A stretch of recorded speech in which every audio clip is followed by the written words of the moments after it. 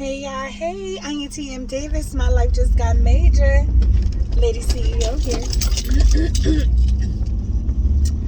I wanted to just come on really quick, well I hope it's quick, and discuss people who say that the church is hypocrisy. There's hypocrisy in the church.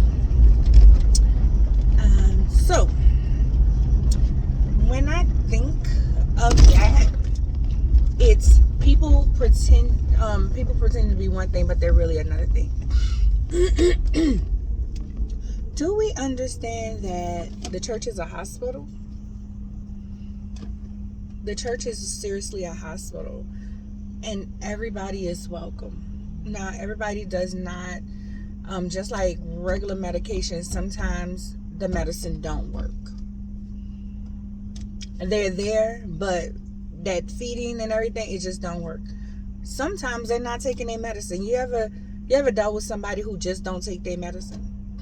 They're present, but they're not ingesting. Let's use food terms. They're not ingesting. There's some people who are not who are eating it, but it's not fulfilling their food, their bodies. And then you have some that's not ingesting it. And then you have others who are eating it, but it's working slowly. The medicine is working slower than others. And then you have some that when they're eating it, is working just fine. It's just fine. One of the reasons why I didn't do conferences is because I used to say, people go to conferences and don't change. They just go, and then they have the rah-rah moment, and then they leave. And I want to say, and this is my first time admitting this, it was probably because that was me. Because I went to conferences, and I didn't change. I was doing the same thing. I would be on the choir stand doing a booty call. Scheduling a booty call in choir rehearsal. Awful. I know. But I love the Lord. That doesn't mean that I don't love the Lord. I seen somewhere on Facebook where they said that they stopped going to church because of hypocrisy.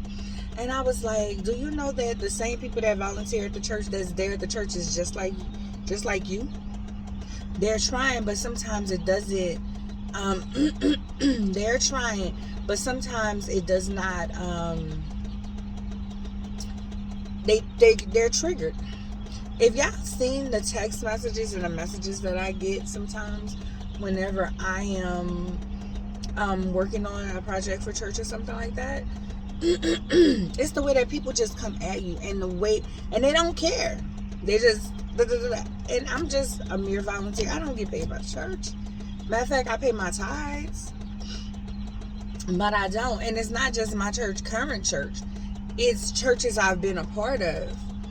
People would literally talk to you crazy, and you're supposed to, but what if I get triggered? Just like you. I'm just like you. Just like a pastor. Pastors are just like you. Yes, they're held at a higher call, but they're just like us. They are. They really are. They're man, so they can fall. That's why we don't put them on pedestals. Just recognize we honor them, but we don't place them on pedestals thinking that they will never mess up, because they're human and they can. And sometimes having a bad day, I don't care how much Jesus you have, you might just snap or say something out of line. Sometimes they say things and you're looking like, did he just say that? I've been there. And be like, he really did say that. That came out his mouth. And that's why you have to know God for yourself. That's where having a personal relationship with God helps. It works within you. That your reaction is not what your reaction would have been before. Because the way that we respond to things says the work that God has done in us. Now, sometimes, again, you have a whole lot of Jesus and they catch you on the wrong day in the wrong situation, and you forget all about all the things that you've learned and that Jesus that you have in you. But I just wanted to, I don't know how many people are going to listen to this, but we have to remember that the church is a hospital. So if somebody forget or accidentally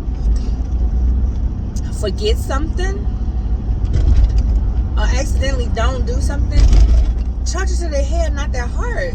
It wasn't because they intentionally said, I'm not going to do this for this person. It's not because they intentionally said that. It is not because they intentionally said, this person right here don't deserve that. It's not. I can tell you, it's not. It's really not. Sometimes people get caught up in what they have going on.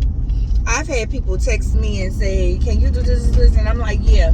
And I'm like, wait, can you just email me? Because you texted me, I'm going to forget that it's in this text. Or my intentions was to do something and I forgot.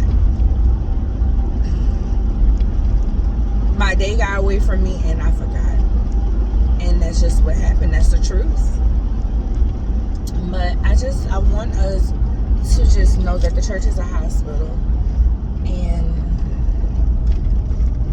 we're all trying to be better. So give grace. Give yourself grace. And allow the change to happen. Be real with yourself. Be honest with yourself on what your areas of opportunities are. Because if we're not real with ourselves about the areas of opportunity, we can never grow. Because we'll never work on that. We'll never work on the areas of opportunity because we don't feel like nothing's wrong with us. But when you step back and say, you know what? I don't like this and I react like this and this is not cool. When you do that, you're letting God know, God, I see that I have this issue. Sometimes he just wants us to come to him and just acknowledge it. Acknowledge that, that this is an issue, that this is what's going on. And that's why that mountain hasn't moved yet. Because you haven't acknowledged it. So how will you see the growth? Or how would you know that you need to grow in that area? Because you haven't acknowledged it. So that's all I got. Yeah, have a great one.